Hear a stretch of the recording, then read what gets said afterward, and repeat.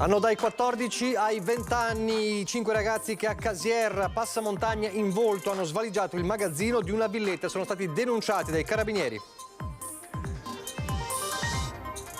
L'Ade nella notte alla sagra di San Polo di Piave, rubati i premi principali della pesca di beneficenza, indignazione e rabbia dai componenti della Proloco che sui social scrivono vergognatevi. Borse e magliette taroccate comprate in vacanza, infilate in valigie, intercettate da Agenzia delle Dogane e Finanza all'aeroporto di Treviso. Nei guai 5 turisti rischiano una sanzione fino a 7.000 euro. Dopo la visita di ieri di vescovo e istituzioni all'ex caserma Serena è sempre più concreta l'idea di un ufficio di formazione e collocamento immigrati all'interno della struttura. Sarebbe il primo esempio in Italia. Ha concordato con la procura una pena di 3 anni e 6 mesi di reclusione l'agente 31enne che sotto l'effetto di alcol travolse e uccise a Paesi il 17enne Davide Pavan. Domani l'udienza di patteggiamento.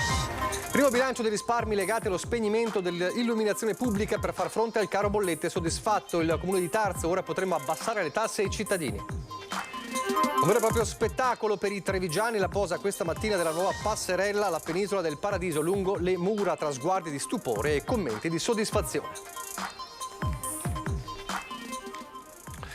Telespettatori di Antenna 3, buonasera, ben ritrovati con il telegiornale di Treviso. Dunque la cronaca in primo piano, l'ennesima baby gang in azione, questa volta a Casier, 5 giovanissimi che sono entrati in un magazzino di proprietà di una coppia che ha una villetta a Casier per appunto razziarla. Sono stati denunciati, hanno dai 14 ai 20 anni.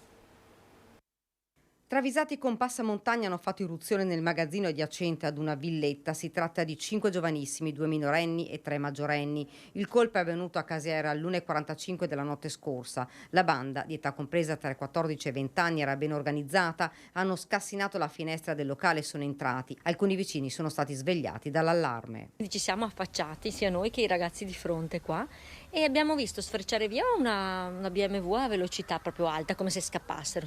E poi dei ragazzi che correvano via, un paio di ragazzi credo, che scappavano. Poi ci siamo girati di là e proprio sul cancello lì del parco e sembrava che avessero preso una persona. Il proprietario ha allertato i carabinieri. Uno dei ragazzini è stato bloccato poco distante da una gazzella del radiomobile. Il minore è stato trovato in possesso di parte della refurtiva, una PlayStation, una videocamera e una felpa griffata. I militari dell'Arma sono poi risaliti ai complici. Presso le loro abitazioni e all'interno di 2 zainetti occultati in un cespuglio nei pressi di un istituto scolastico della zona è stata trovata altra refurtiva, fra cui 4 paia di costosi occhiali da sole completi delle rispettive custodie, nonché gli indumenti indossati dagli indagati nel corso dell'azione criminosa, come accertato da alcune riprese di sistemi di videosorveglianza acquisite dai carabinieri. I 5 sono stati deferiti per furto aggravato in concorso, 4 sono residenti in zona, solo uno è di Treviso, la rabbia del sindaco di Casier. Dove sono i genitori di questi ragazzini all'1, 2 di notte? Chi è che li controlla?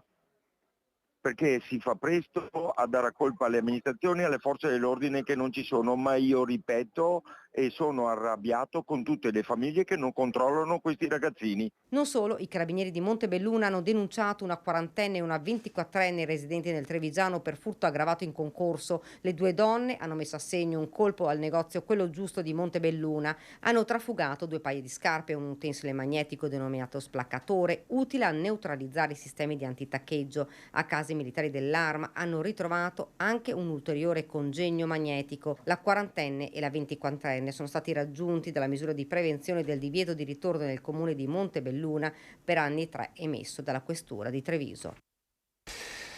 Avete sentito lo sfogo del sindaco Carrareto? Dove sono i genitori dei ragazzini che compiono questi furti, queste azioni? Ebbene, sono previste anche multe pesanti per i genitori di quei ragazzini che diventano di fatto criminali. Non solo, Daspo, stop ai cellulari, avvisi orali, è il pacchetto del decreto legge per la criminalità proprio dei minorenni che è in discussione domani in Consiglio dei Ministri.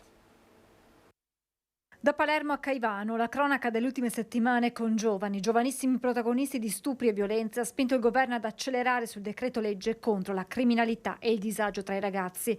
Tra i punti principali contenuti nella bozza del provvedimento che approderà domani in Consiglio dei Ministri, la possibilità di applicare l'avviso orale con convocazione del minore da parte del questore anche ai soggetti al di sotto dei 18 anni che abbiano compiuto il 14° anno di età. E se il soggetto al quale è stato notificato l'avviso risulta condannato anche con sentenza non definitiva per delitti contro la persona o il patrimonio, il questore può proporre al tribunale il divieto di utilizzare piattaforme o servizi informatici o telematici, nonché il divieto di possedere telefoni cellulari. E ancora, in caso di minore ammonito, nei confronti di chi era tenuto alla sua sorveglianza o agli obblighi educativi, è applicata la sanzione da 200 a 1.000 euro. Nel caso poi di reati per i quali è prevista la pena non superiore nel massimo a 5 anni di reclusione, si legge nel testo il PM notifica al ragazzo e ai genitori l'istanza di definizione anticipata del procedimento, a condizione che il giovane acceda ad un percorso di reinserimento e rieducazione per un periodo compreso da 1 a 6 mesi. Al termine di questo lasso di tempo il giudice valuta l'esito positivo del programma rieducativo, pronuncia sentenza di non luogo a procedere dichiarando l'estinzione del reato. Ma se invece l'esito fosse negativo, il giudice restituisce gli atti al pubblico ministero per la prosecuzione del procedimento penale. Infine, niente più multa da 30 euro, ma fino a 2 anni di carcere per i genitori i cui figli non frequentano la scuola. Chi spara, stupra e uccide anche se minorenne deve pagare, le parole del vice premier Matteo Salvini. Intanto sulla dilagante violenza tra i più giovani interviene anche il vescovo di Treviso, ospite in diretta nella nostra prima edizione.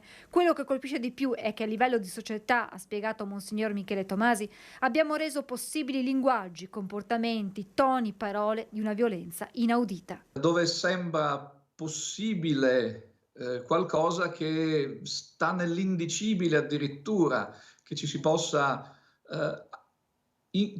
mettere di fronte a delle persone come se fossero degli oggetti e anche come oggetti da disprezzare e da utilizzare. Questo non va, questa è una questione proprio di linguaggio, di rispetto della nostra umanità. Abbiamo permesso che un certo modo di comunicazione, che sia quello dei social, che sia quello dei mondi, anche temo della pornografia, diventino normali. Saranno le forze dell'ordine a chiarire e a cercare di capire se siano minorenni o meno gli autori di un furto che sta provocando sdegno e rabbia a San Polo di Piave. La scorsa notte ignoti hanno razziato lo stand della pesca di beneficenza della sagra iniziata 2 giorni fa e che terminerà lunedì. Stamani i volontari hanno trovato i segni del passaggio dei ladri che hanno fatto sparire i premi più costosi, tra i quali 2 biciclette, diversi elettrodomestici, un set di valigie, un danno consistente in fase di quantificazione. Il post molto duro della Proloco, siamo tutti attoniti e veramente dispiaciuti. La Proloco si rivolge direttamente ai responsabili: quanto piccoli e disgustosi dovete essere per rubare merce destinata a una pesca di beneficenza il cui ricavato sarebbe andato all'asilo parrocchiale. Non vi vergognate. Alla sagra, continua il post, lavorano tantissime brave persone di tutte le età, tutti i volontari che impiegano il loro tempo e le loro energie per far trascorrere alla comunità una settimana di divertimento e allegria. Con questo gesto non avete soltanto mancato di rispetto a loro, ma a tutti e anche alle loro famiglie, anche se prima di tutto avete privato un asilo di risorse che, seppur piccole, sono sempre importanti. Questo è il duro post della Proloco, che ovviamente invita anche le persone a cercare di aiutare la stessa Proloco dopo questo fatto che sta provocando davvero sdegno e rabbia. La razzia dei premi della pesca di beneficenza, il cui ricavato, lo ripetiamo, e deve andare all'asilo parrocchiale di San Polo di Piave. Adesso a Treviso l'aeroporto Canova, con i turisti che rientrano dalle vacanze con le valigie colme di capi e accessori con marchi contraffatti, sono stati sanzionati. Turisti incauti, questa volta per l'acquisto di oggetti con marchi contraffatti. Un amaro ritorno a casa, quello di 5 viaggiatori residenti nella provincia di Pordenone e Padova, oltre che 2 stranieri, fermati all'aeroporto Antonio Canova di Treviso e sanzionati per reato di incauto acquisto dopo aver importato in territorio italiano capi d'abbigliamento e accessori contraffatti.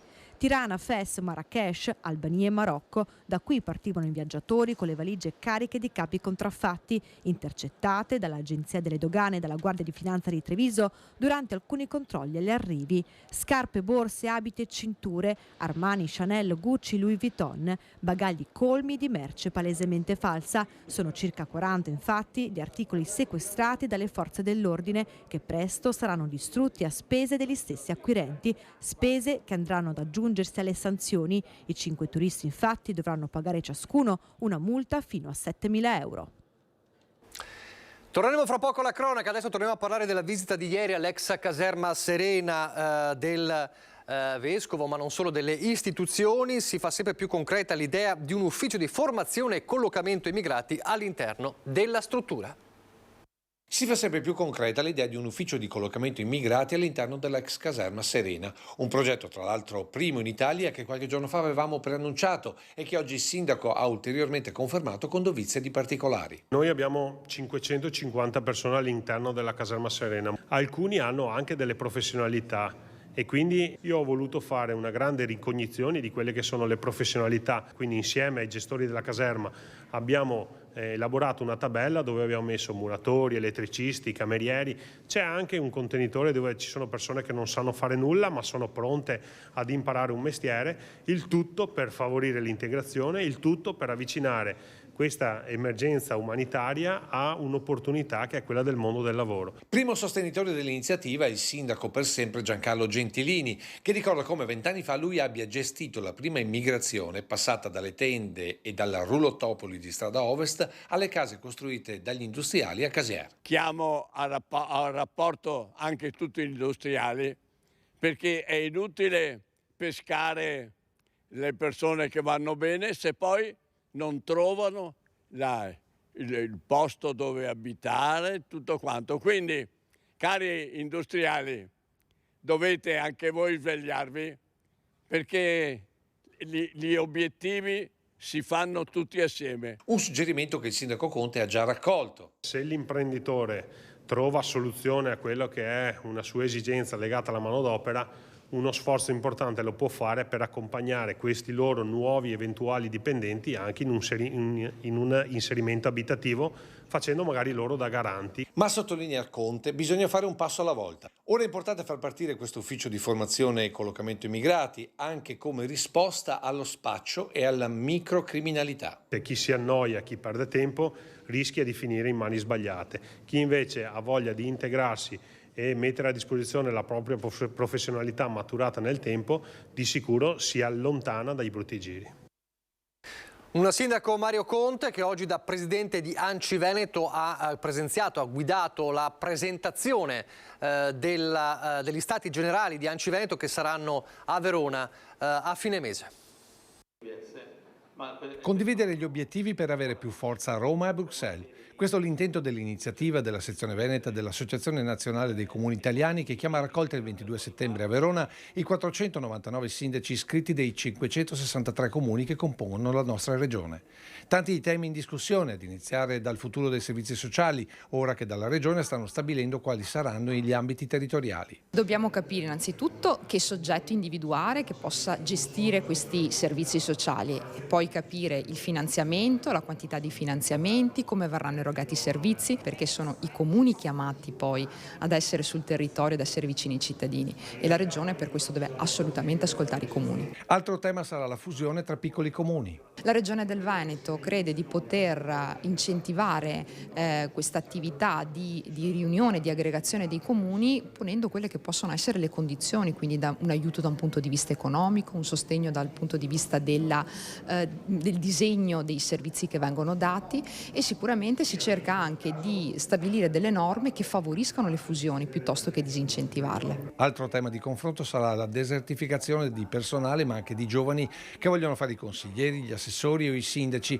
scoraggiati dal continuo cambio delle regole. Lo ricorderemo il 22, ci sono praticamente ogni mese circa 2 provvedimenti legislativi che vanno a cambiare competenze, responsabilità, modalità esecutive rispetto a servizi che devono e compiti assegnati ai comuni. E aggiungo, manca sempre più personale, ma che i giovani e gli altri hanno scelto comunque altri filoni lavorativi, per cui ormai sta succedendo in quasi tutti i concorsi che c'è una carenza di vocazioni. Ma forse il tema che unirà ulteriormente tutti i comuni veneti è la difesa delle risorse promessa dal governo con i fondi europei. Abbiamo raccontato ai nostri cittadini qual era la nostra visione di città e come ci presentavamo di fronte a questa grande opportunità. Adesso rischiamo di veder saltare il banco perché magari queste risorse vengono spostate. Non credo che sarà il caso del Veneto, perché fortunatamente, proprio perché siamo virtuosi, siamo già in una fase molto avanzata dei cantieri. È altrettanto vero che noi facciamo della programmazione un nostro elemento essenziale. Per programmarci dobbiamo avere delle regole chiare e soprattutto sempre le stesse dall'inizio alla fine dei processi. A proposito di sindaci e di comuni, ricorderete nel momento di maggiore crisi delle bollette anche per le amministrazioni, alcuni comuni decisero di spegnere l'illuminazione pubblica in determinati orari per risparmiare. C'è un primo bilancio di questi risparmi legati allo spegnimento dei lampioni dell'illuminazione pubblica. Tra i comuni che aveva portato avanti questa iniziativa, quello di Tarzo, i risultati sono davvero interessanti. Sentite. Bolletta energetica del comune ritornata ai valori del 2021, quelli per intendersi precedenti alla guerra e ai rincari stellari. Quella di Tarzo è tra le prime amministrazioni della Marca a raffrontare il prima e il dopo. L'illuminazione viene spenta nelle ore notturne dall'ottobre scorso. Rispetto a una spesa nel 2022 di 155.000 euro, quest'anno probabilmente riusciremo ad assestarsi intorno ai 90.000 euro, che era il corrispettivo della spesa storica. 2022 da dimenticare, ma già da novembre lo spegnimento dell'illuminazione ha iniziato a dare dei risultati, arrivando a riduzioni addirittura del 54% mensile come quella di giugno. Non sono solo i dati economici a dare conforto sulla correttezza della strada intrapresa. Noi abbiamo notato che gran parte dei furti che avvenivano nelle abitazioni non avvenivano nelle zone in cui non c'era l'illuminazione pubblica, ma avvenivano bensì dove l'illuminazione pubblica era presente, anche perché anche chi deve delinquere deve comunque avere l'illuminazione sufficiente per poter poi scassinare la porta, eccetera. Anche perché di notte col buio, se uno accende una torcia per commettere qualcosa, è visibile da lontanissimo. Nel 2023 Tarzo non ha dunque riscontrato un aumento di furti né una maggiore incidentalità stradale. La cosa che mi hanno fatto notare qualche mio cittadino e che poi ho voluto osservare è che in realtà, soprattutto nella strada principale, che è quella, diciamo, la provinciale, che è maggiormente trafficata, molto spesso in precedenza avevamo problemi di eccessi di velocità, cioè macchine che di notte sfrecciavano velocemente. La cosa che si è notata in realtà, spegnendo le luci, è che le macchine procedevano lungo la viabilità molto più lente rispetto a prima. Ogni territorio valuta poi le esigenze in base alle proprie caratteristiche, sottolinea il sindaco, ma a Tarzo questa strategia sta funzionando. A fine anno si deciderà se proseguire. Oppure proporre ai cittadini se preferiscono avere la città illuminata, il paese illuminato di notte, oppure magari un'addizionale IRPEF un po' più bassa, perché questa operazione, tra le tante, ci ha consentito anche di non tagliare servizi essenziali e di non aumentare le tasse ai cittadini. Torniamo alla cronaca giudiziaria, parliamo del delitto Armelin. Domani il presunto omicida Mohamed Boumarouane, marocchino di 36 anni, accusato di aver ucciso, lo ricorderete, l'83enne pensionato di Pieve di Soligo nella sua abitazione la sera del 25 marzo 2022, comparirà di fronte al GUP nell'udienza preliminare in cui dovrà rispondere dell'omicidio volontario aggravato dalla crudeltà. Per quei fatti la Procura di Treviso ha chiesto il rinvio a giudizio dell'uomo, che potrebbe così finire davanti ai giudici della Corte d'Assise. L'anziano, lo ricorderete, secondo la ricostruzione avrebbe sorpreso il 36enne in casa, il malvivente in stato di ubriachezza avrebbe legato mani e piedi alla vittima e poi l'avrebbe piccato a morte con colpi al torace e alla testa. Trovato in fin di vita, l'83enne morì il giorno dopo in ospedale a Treviso, un delitto che sconvolse la comunità, così come un delitto che ha sconvolto la comunità, quello dell'omicidio Ceschin. I killer a Conegliano avrebbero ucciso Margherita ma non sarebbero stati pagati. Intanto gli investigatori stanno indagando per chiudere il cerchio, mancano ancora quegli esecutori materiali che sono ancora all'estero. Il compenso per il delitto di Margherita Ceschin, la 72enne uccisa barbaramente nella sua abitazione di Conegliano, non sarebbe stato elargito. Gli arresti sarebbero arrivati prima che i due presunti mandanti, l'ex marito della vittima Enzo Lorenzon e la sua attuale compagna Dilesi Guzman, potessero pagare la tariffa pattuita. Questa è l'ipotesi più accreditata dagli inquirenti, mentre nelle ore scorse sono stati dissequestrati 25.000 euro comparsi improvvisamente nel conto corrente di una domenicana conoscente degli indagati, soldi che secondo alcune intercettazioni parevano essere il compenso. In realtà la donna avrebbe dimostrato che la somma l'avrebbe ricevuta a titolo di assegno una tantum dall'ex coniuge italiano con il quale aveva firmato l'accordo di divorzio. Insomma, nulla a che fare con l'omicidio. Intanto i carabinieri stanno lavorando per chiudere il cerchio su questo delitto. Mancano ancora i due mandanti dell'atroce assassinio, gli esecutori materiali arrivati a Conegliano per uccidere Margherita e poi tornati in Spagna. In carcere rimangono i due domenicani, un esecutore ed un intermediario e l'ex marito di Margherita. Nelle ore scorse ha giurato il perito nominato dal giudice per le indagini preliminari incaricato di effettuare con la formula dell'incidente probatorio un esame clinico che dica se le condizioni di Enzo Lorenzon siano o meno compatibili con il regime carcerario. La visita del perito si svolgerà il 18 settembre prossimo. Il medico poi avrà 60 giorni per depositare la perizia, mentre il tribunale di riesame ha scarcerato la compagna di Enzo Lorenzon, Dilesi. Un'altra vicenda che scossa la comunità, in questo caso di paese, la morte di Davide Pavan, 17 anni, la sera dell'8 maggio 2022, mentre in sella alla sua moto stava tornando a casa, fu travolto e ucciso. Domani l'udienza preliminare a cui presenzierà anche la madre della vittima. L'automobilista, il poliziotto Samuel Seno, chiede il patteggiamento. 3 anni e 6 mesi è l'accordo trovato tra la procura e i difensori del 31enne poliziotto accusato dell'omicidio stradale, aggravato dal fatto di essersi messo alla guida in stato di ebbrezza. Il GUP sarà chiamato ad accogliere l'istanza, su cui promette però battaglia l'avvocato Davide Favotto, che difende la fidanzata e gli zii del 17enne. Ancora la cronaca per una doverosa rettifica su una questione di cronaca, un caso di cronaca di cui abbiamo parlato la scorsa settimana, la vicenda del bazar della droga scoperto dai carabinieri in via Pisa a Treviso. Rispetto al caso e al servizio che abbiamo mandato in onda, nulla c'entra il condominio Tower House. Non è situato ai piedi del condominio Tower House, conosciuto più comunemente come grattacielo di via Pisa, il garage in cui nei giorni scorsi i carabinieri del nucleo operativo radiomobile di Treviso hanno eseguito un consistente sequestro di stupefacenti, 7 kg di droga detenuti da una coppia composta da un trentenne di origini albanesi e una trevigiana di 36 anni, entrambi arrestati. Il blitz dei militari dell'Arma è avvenuto in via Pisa, ma non riguarda in alcun modo il grattacielo, come possono indurre erroneamente a pensare le immagini a copertura del servizio di cronaca realizzato dalla nostra emittente in occasione del sequestro. La coppia è finita nel mirino degli investigatori, dunque non abita nel Tower House, ma in un'altra palazzina lungo la strada di Santa Bona, dove il via vai di clienti dal garage dei due soggetti aveva attirato l'attenzione del vicinato, tanto da arrivare all'arresto in flagranza dei presunti responsabili del giro di spaccio e alla denuncia di un cliente. Nessun bazar della droga nel grattacielo di via Pisa, che ha anzi avviato da tempo una riqualificazione testimoniata anche dai nuovi lavori in corso per la ristrutturazione del complesso, che ospita 100 appartamenti ed è tutt'oggi uno dei principali compendi immobiliari della città.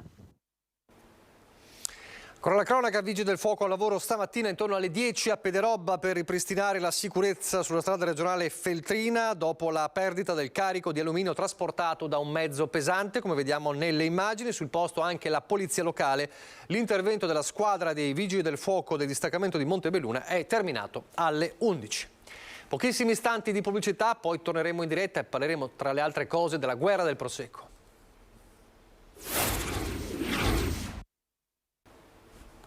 Rieccoci in diretta, il telegiornale di Treviso. Parliamo del Prosecco perché è fissato per venerdì mattina alle 10 in municipio a Valdobbiadere l'incontro tra i 6 rappresentanti del comitato già soprannominato dei ribelli del Prosecco e la presidente dell'associazione Collina UNESCO Marina Montedoro. Sul piatto la tutela del nome Conegliano Valdobbiadere per definire e distinguere il Prosecco di queste zone dalle altre denominazioni. Un tema spinoso che, come abbiamo raccontato in questi giorni, in queste settimane, sta agitando il mondo del vino all'inizio proprio della vendemmia e delle vendemmie, inizio della vendemmia con diverse importanti prospettive. Sentite. Vediamo una vendemmia interessante dal punto di vista qualitativo, stiamo riscontrando delle buone gradazioni zuccherine sulle uve, una quantità invece un po' in flessione rispetto alle annate precedenti. La 23 sarà sicuramente un'annata che vede a livello nazionale una produzione inferiore di 4-5 milioni di quintali di uve. Prime stime della vendemmia 2023 che in questa settimana ha preso avvio con il Pinot Grigio. Corrono tra i filari della pianura trevigiana le macchine che operano dal cuore della notte fino a metà mattina per evitare che il cambiamento climatico riscaldi oltre il limite le uve appena raccolte. La stima sul valore della nuova annata arriva dal responsabile della terza cantina sociale d'Italia, che produce oltre 40 milioni di bottiglie all'anno. Franco Passadore è anche membro della Commissione Prezzi delle Uve in Camera di Commercio di Treviso, che oggi ha confermato il prezzo medio di un chilo d'uva glera tra l'1,10 e l'1,20. Un valore che conferma come il Prosecco continui ad essere il vino del momento, considerando che ad esempio il Pinot Grigio, che si sta vendemmiando ora, viene venduto tra i 52 e i 57 centesimi al chilo d'uva. Il Prosecco in questo momento sta facendo consolida numeri veramente interessanti anche nei primi 8 mesi del 2023 e credo che per il nostro territorio sarà comunque un grande locomotore anche per gli altri vini. E se il Prosecco tiene e cresce nei mercati, il resto del mondo del vino risente della crisi globale, non solo causata dalla guerra in Ucraina. Pensate che nel 2022 in Italia si è bevuto il 7% in meno, in Francia il 15% in meno, in Germania il 20% in meno. E se andiamo poi a scavare all'interno di queste percentuali, riscontriamo che il segmento dei consumatori che tra virgolette consuma meno, beve meno, è proprio il segmento dei giovani. I giovani bevono bevande alternative al vino. Questo un po' ci preoccupa, insomma, dobbiamo riconquistare questa fascia, questo segmento di mercato che dà prospettive future al nostro settore. E poi ovviamente vedremo cosa accadrà venerdì mattina dopo l'incontro tra i comitati e la Presidente Montedoro. Adesso parliamo di trasporto pubblico, sono oltre 14.000 gli abbonati MOM che hanno già rinnovato acquistandolo un titolo di viaggio mensile o annuale in vista del primo giorno di scuola, ma rispetto alla platea di clienti fidelizzati nel 2022 si tratta di circa la metà. Tuttavia, scrive in una nota MOM, gli acquisti sono stati anticipati. Rispetto alla prima settimana di settembre 2022 sono stati venduti oltre 2.800 abbonamenti in più tra annuali e mensili. Quasi il 40% delle famiglie si sta orientando verso la scelta più vantaggiosa sul lungo periodo, quella dell'abbonamento annuale studente valido 12 mesi. Si tratta di una crescita significativa, continua MOM, se si pensa che lo scorso anno l'annuale è stato scelto da meno del 30% degli studenti per effetto del bonus nazionale trasporti e dell'abitudine ormai consolidata nel periodo post-pandemico. A Treviso città e andiamo nel quartiere di Santa Maria del Rovere, l'incontro stamattina tra l'assessore ai lavori pubblici e i comitati di salvaguardia del verde pubblico. Vediamo perché. Su 11, 8 vengono abbattuti. Ecco. Questa è la situazione per gli alberi di via 55 Fanteria nel quartiere di Santa Maria del Rovere a Treviso. Abbattimenti necessari perché le verifiche dei tecnici del comune hanno scoperto che gli alberi condannati alla motosega non hanno di fatto più radici sull'autostrada e quindi con i cambiamenti climatici sono potenzialmente pericolosi. Radici tagliate da tempo o almeno da quando sono state posate le prime tubature dei sottoservizi perché, sottolineano da Cassugana, l'ultimo cantiere è stato estremamente rispettoso del verde della zona. Fatto sta che il verdetto viene accettato a malincuore anche dal comitato nato a difesa degli alberi del quartiere. Dobbiamo prendere atto che dopo le varie esaminazioni di questi alberi purtroppo risultano pericolosi e pertanto devono essere abbattuti. L'assessore Santo Zampese, che oggi ha partecipato all'incontro con i comitati, dopo aver spiegato la situazione, ha anche confermato che saranno sostituiti con delle farnie più adatte alla zona perché sviluppano radici più robuste e più profonde. Una scelta che però non convince tutti. Noi come comitato chiediamo che non venga cambiato il genere, mantenere l'Alianthus perché è una pianta intanto che fa questa chioma meravigliosa e che fa questa ombra completa e veramente questo è uno dei viali più belli di Treviso. Dalla sostituzione degli alberi a quella spettacolare di un ponte in legno, parliamo del ponte in legno della penisola del Paradiso che è stato rimosso ed è stata una sostituzione davvero spettacolare per tanti da vedere. È venuto a vedere lo spettacolo? Sì, lo spettacolo proprio perché anche per vedere una gru di questo genere qua che non si era mai vista. C'è sempre un pensionato davanti ad un cantiere. E questa mattina non era l'unico a vedere lo spettacolo acrobatico della sostituzione del ponte sulla penisola del Paradiso, appena fuori le mura di Varco Burchiellati. Alle 9:30, la presenza anche dell'ultima luna del mattino, la prima struttura in ferro viene sollevata per oltre 20 metri, per un volo che in pochi minuti la posa sulle spallette in cemento accanto a quelle che per quasi un quarto di secolo hanno sostenuto il ponte di legno. Inevitabili telefonini per immortalare la scena, compreso quello dell'assessore ai lavori pubblici e quindi anche alla sostituzione della struttura. Tutti a immortalare il tuo passaggio, assessore? Certo. È un'emozione vedere il ponte varato in questo modo. Ma il clou dell'evento è arrivato quando il vecchio ponte è stato portato via dalla sua sede, non senza qualche resistenza. Poi il viaggio verso il probabile smaltimento in più di qualche caminetto. Alla fine soddisfazione di sindaco e assessore per un cantiere che punta a valorizzare anche turisticamente quest'area delle mura, con percorsi guidati sulle opere realizzate da quel genio della gestione delle acque che è stato Fra Giovanni Giocondo. È un ponte in metallo che ha sostituito il vecchio ponte realizzato nel 2000, che era in legno. Ha una lunghezza, una luce di 12,80 m, un peso di 55 quintali, solo la base. Poi verrà realizzata la pedana in cemento, l'ancoraggio e i parapetti. Tutto questo un'operazione del valore di? Di 90.000 euro e 3 mesi di lavoro. Soddisfazione degli amministratori ma anche dei cittadini, per i quali è stata anche una mattinata istruttiva. Giudizio critico? Una bella opera, un po' di ingegneria, vuoi anche se nella sua semplicità, insomma, simpatico. Hai visto questa... Che idea ti sei fatto? Che c'è molto lavoro dietro, però dopo viene bello. Insomma, un bel insegnamento anche per i giovani, per vedere che riusciamo a fare certe cose. Beh, certo che sì. È un giocare alle Lego con le cose grandi. Seconda edizione domani dell'Open Day presso l'aeroporto di Istrana, sede del 51esimo Stormo Caccia, nell'anno del centenario dell'aeronautica militare. I visitatori potranno vivere un nutrito programma che prevede attività di volo e la mostra statica di velivoli più ricca rispetto alla precedente edizione dell'Open Day che ricorderete seguimmo in diretta. Inoltre personale dello Stormo illustrerà presso alcuni stand opportunamente allestiti le principali attività svolte in aeroporto. L'ingresso in base è aperto a tutti dalle ore 10 fino alle ore 16 senza prenotazione. Maggiori dettagli sono disponibili al sito http://51eventi.citydea.it oppure contattando il numero 0422 833 777. Lo ripeto, 0422 833 777. Ingresso in base aperto dalle 10 alle 16 senza prenotazioni a Istrana. E adesso torniamo a Treviso con la presentazione del cartellone della stagione lirica e concertistica al Del Monaco. 3 opere, 6 concerti, un matinè per scuole e famiglie. Tutto questo nel cartellone.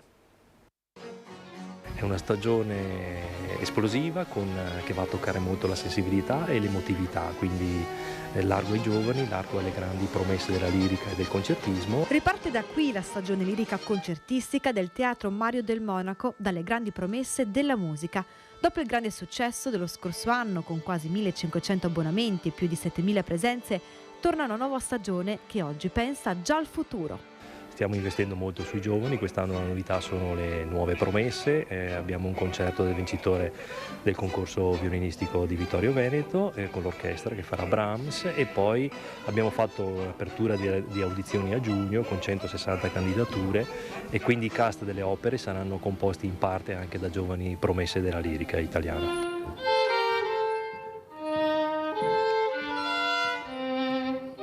10 appuntamenti, 3 opere, 6 concerti e una matinée per le scuole. Si parte il 27 ottobre. Iniziamo con Bohème, apriamo la stagione, quindi un titolo importante. Siamo alla ricorrenza dei 100 anni di Giacomo Puccini, la scomparsa il prossimo anno, nel 24, quindi noi partiamo con questo preludio, con Bohème. E poi il via con i concerti. Mi soffermo su quello dedicato a Francesco Malipiero, sono 50 anni dalla morte quest'anno, quindi Malipiero, compositore cresciuto e vissuto anche a Treviso, viene ricordato con questo concerto, ma soprattutto con l'incisione delle sinfonie integrali del compositore. Grandi nomi e appuntamenti per il Teatro Mario del Monaco, che dal 1969 rientra tra i 27 teatri di tradizione italiana, stagione lirica e sinfonica quindi finanziata dal Ministero della Cultura, ma non solo. Le risorse arrivano anche dal Comune di Treviso, che nonostante le difficoltà del momento stringe denti e punta prezzi di biglietti e abbonamenti calmierati. Confermiamo i prezzi della stagione precedente, vogliamo tenere appunto la tariffe basse e biglietteria bassa proprio per dare la possibilità anche ai giovani di avvicinarsi al mondo della lirica e della concertistica. E adesso andiamo a Belluno.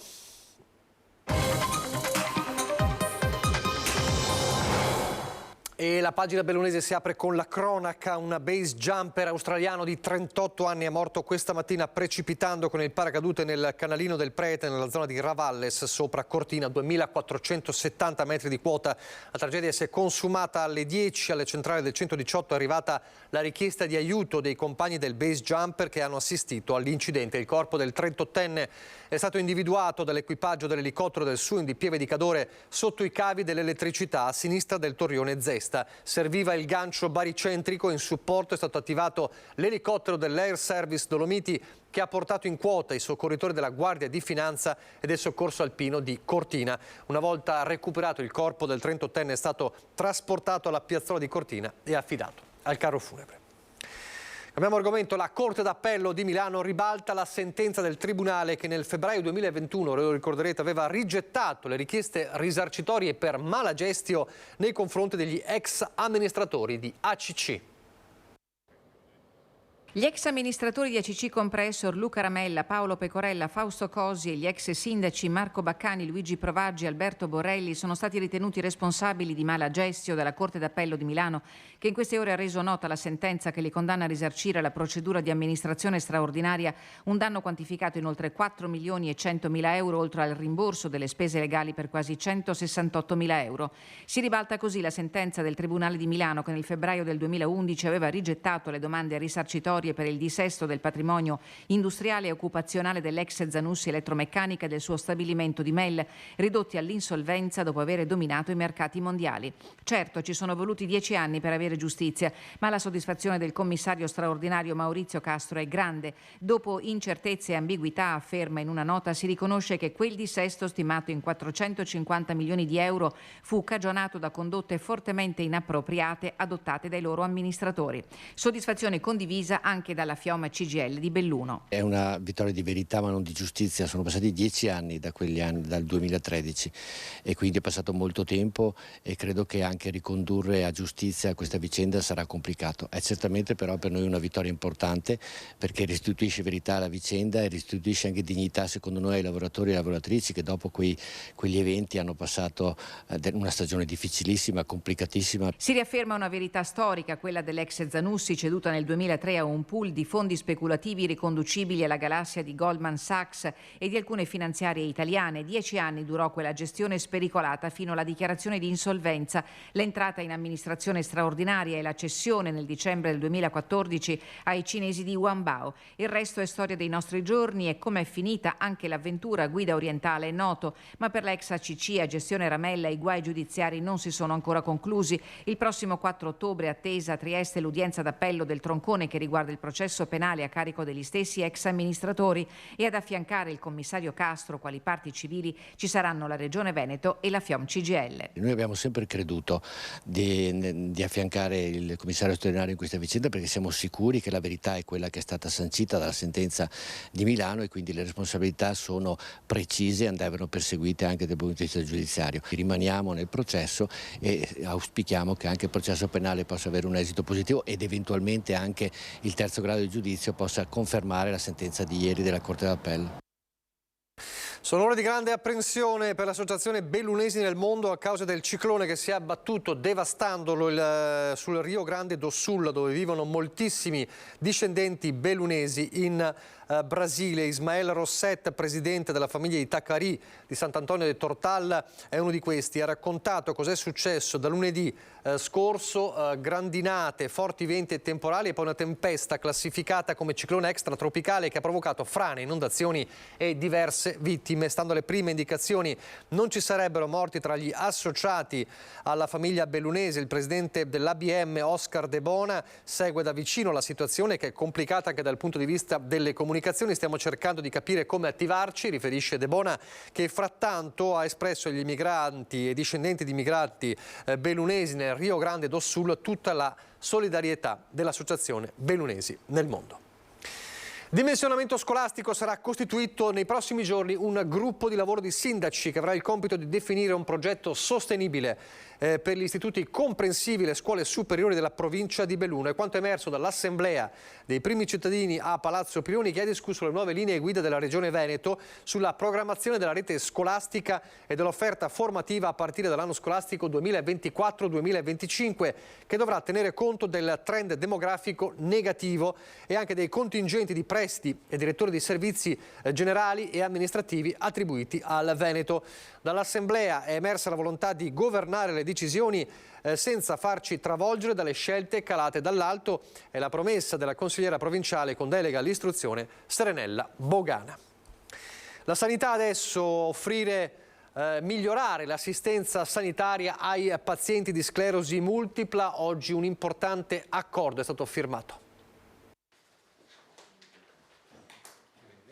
La firma è sul protocollo d'intesa che ufficializza la collaborazione tra ULSS 1 Dolomiti e l'Associazione Italiana Sclerosi Multipla. Obiettivo dichiarato: fare fronte comune nella lotta alla malattia infiammatorio-degenerativa che affligge più di 130.000 persone a livello nazionale, 2/3 delle quali donne. Due le novità in provincia di Belluno: una carta di servizi che illustra nel dettaglio le modalità di presa in carico del paziente da parte dell'azienda sanitaria e l'istituzione di un servizio di assistenza domiciliare a cura dei tecnici AISM per la gestione dei pazienti affetti dalle forme più gravi della malattia. E devo ringraziare per questo l'Associazione Italiana della Sclerosi Multipla, che ci ha affiancato in questo percorso di sviluppo della nostra presenza sul territorio a favore di queste persone, per dare la risposta migliore ai nostri cittadini. Per la gestione di questa patologia è molto importante che le persone siano raggiunte anche sul territorio. Quindi tutte quante le forze che si possono mettere a disposizione anche per raggiungere le persone presso il domicilio è fondamentale. Il territorio della provincia di Belluno è il primo a livello regionale per tasso di incidenza della malattia. 490 i pazienti in carico ai 2 ambulatori delle neurologie di Belluno e Feltre, ai quali fanno riferimento diverse figure sanitarie coordinate dall'infermiere referente. Il loro compito è quello di gestire nella sua totalità il percorso terapeutico del paziente affetto da sclerosi multipla, dalla diagnosi alla terapia, dalla distribuzione dei farmaci al programma riabilitativo. È impegnativo sicuramente, ma anche gratificante, perché ci cercano e sanno che possono comunque contare su di noi per qualsiasi cosa, quindi noi siamo un collegamento tra le persone che sono affette da questa malattia, il neurologo e vari anche servizi. Con la firma di questo importante protocollo si chiude il telegiornale di Treviso, anche nella sua pagina bellunese. Vi lascio alle previsioni del tempo. Grazie per averci seguito. Arrivederci.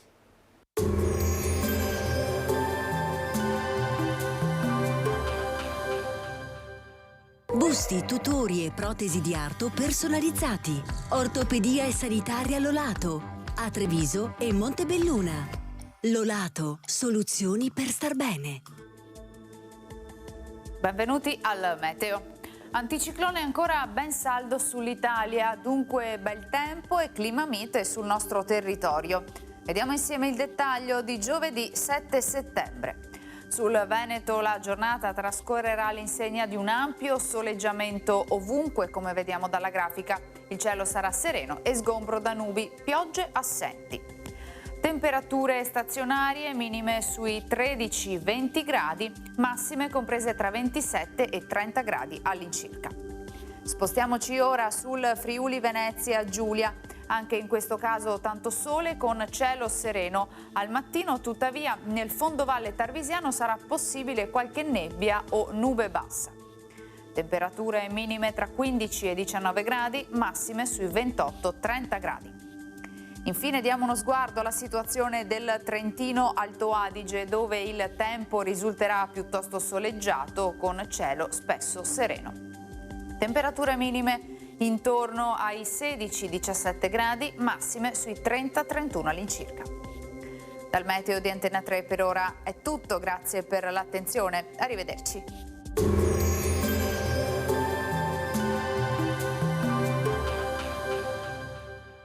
Entra nel mondo Lolato.